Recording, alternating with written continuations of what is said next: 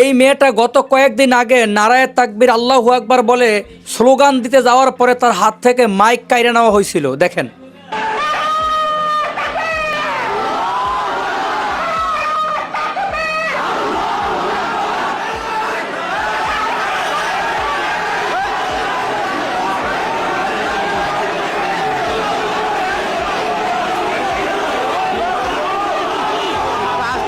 কিন্তু গতকালকে তিনি যকসু নির্বাচনে নির্বাচিত হওয়ার পরে তিনি কিন্তু সকলের সামনেই এইভাবে বজ্রকণ্ঠে আওয়াজ তুলে কিন্তু নারায়ে তাকবীর আল্লাহু আকবারের স্লোগানটা ধরছিলেন।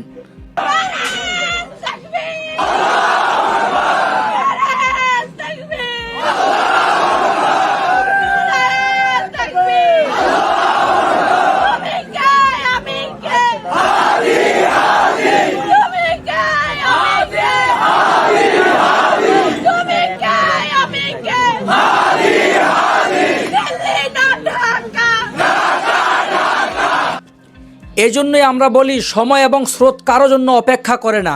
আজকে একজনের খারাপ সময় যাইতেছে, আগামীকাল তার ভালো সময় আসবে না, এইটার কি কোনো গ্যারান্টি আছে? তার নাম শান্তা। তিনি ওসমান হাদি ভাইয়ের খুব আপন ছোট বোনের মতো ছিল।